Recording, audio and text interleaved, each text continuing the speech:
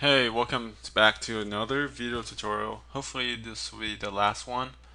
Um, okay, so let's go on to the next section. So this is the analysis section. Um, First, we're gonna evaluate each of the cells that we went over earlier to make sure that it's gonna plot. So go ahead and evaluate all the cells up until this point. So go ahead and execute this one also. So click on eval cell and it's going to give you two plots.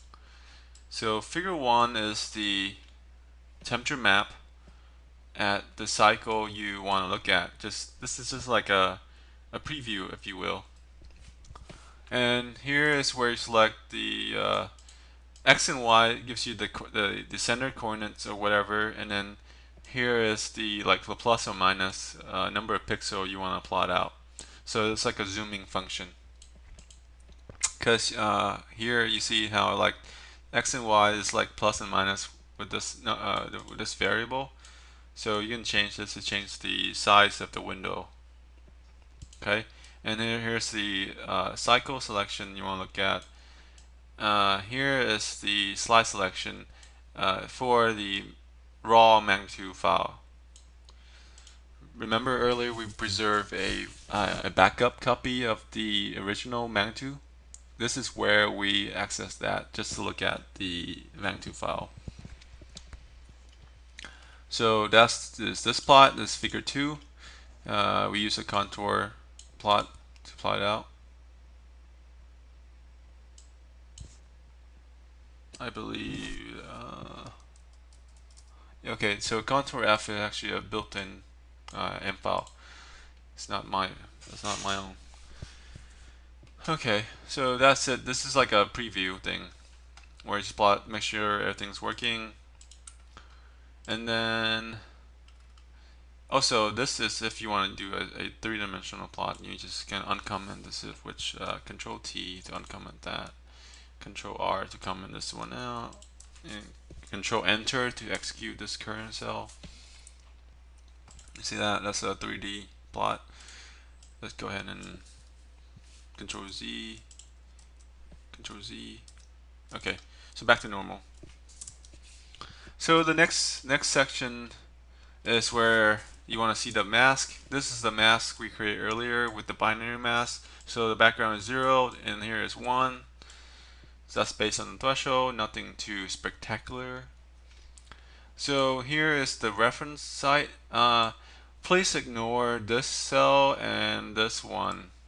This is preserved for the reference list method that I was working on before I left.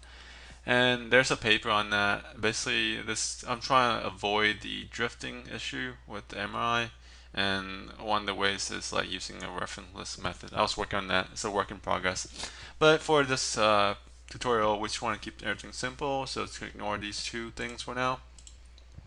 Focus on the original reference method, which is based on the first image as your reference point, and basically you subtract any subsequent images from the original reference image to calculate change in temperature or phase.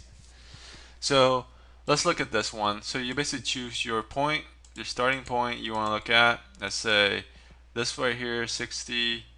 So this point is 40, 47, 67 to enter your starting coordinate, and then you use this function to read the temperature at that coordinate you define and for how many cycles, and this is your input, basically your change in temperature. And R is a keyword that tells this function to read it from this point, and R is right, it means right, so it's gonna space out like to the right like that.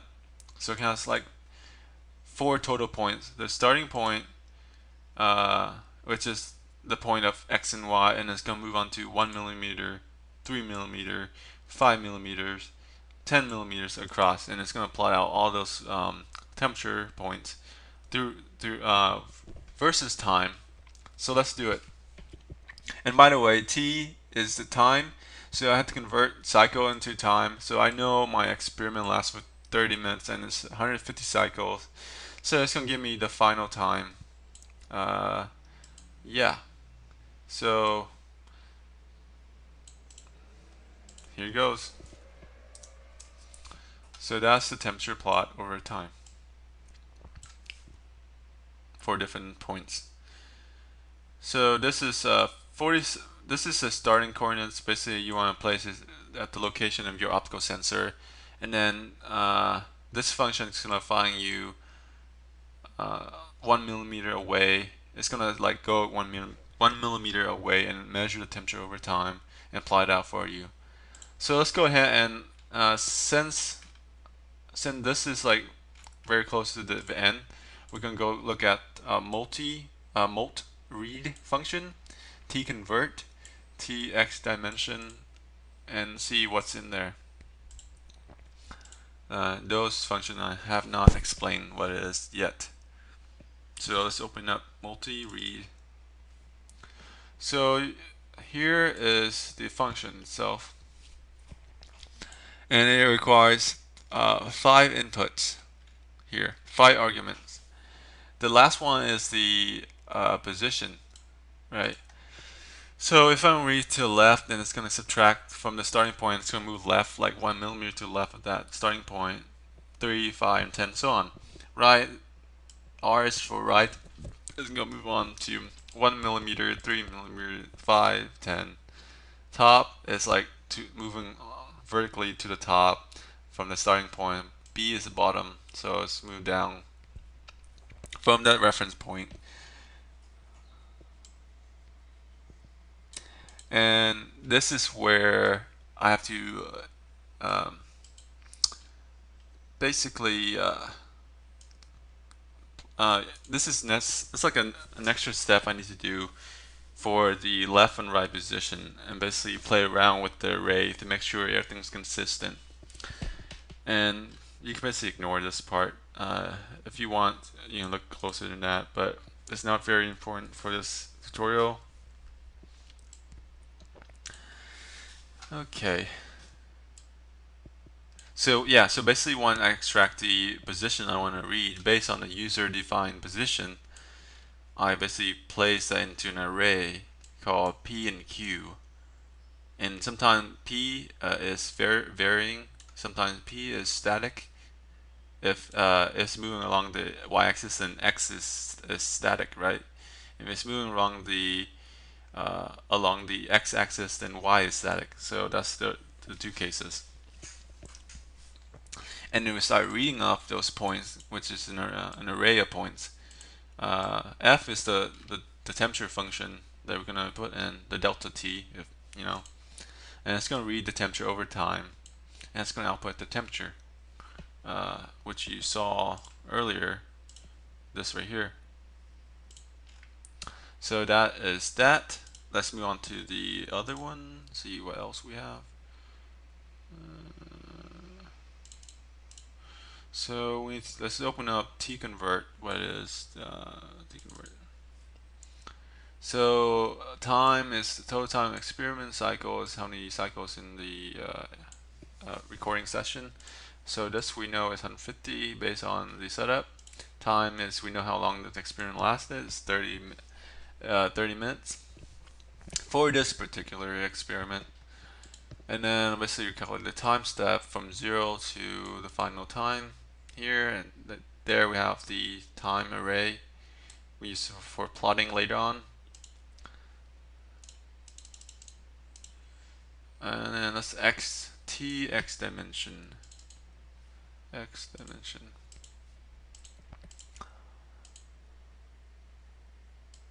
Okay, so this part is where I just make a bunch of arrays, copies of time, and depends on how many, because like I'm trying to plot multiple plots.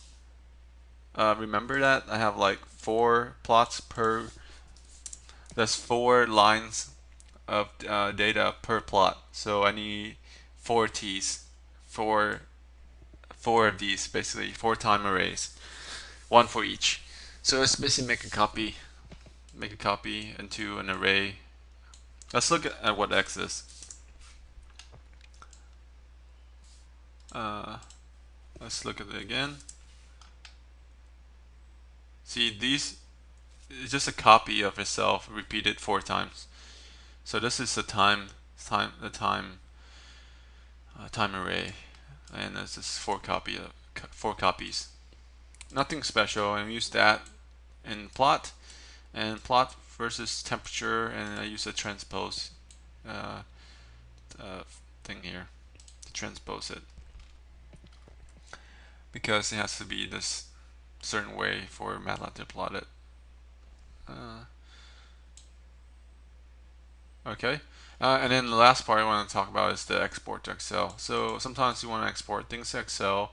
You would use the XLS write, and then the name of the file you want to write to, called data, and then the actual variable you want to export out.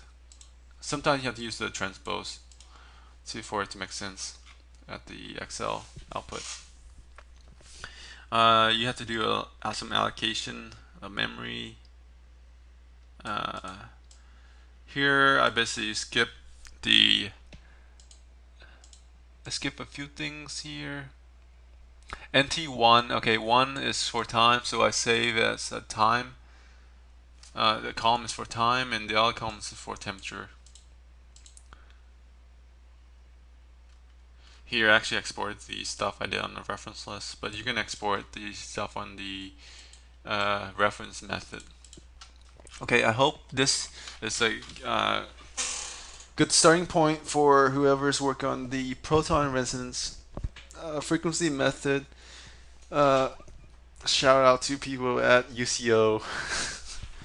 Alright, good luck, and if you have any questions, just let me know. I'll be here, and yeah, I can help you out. Like anything, it takes some time to learn these things, but just learn them by from the high level standpoint, and start moving down to the more detailed stuff, so don't get lost in the clutters.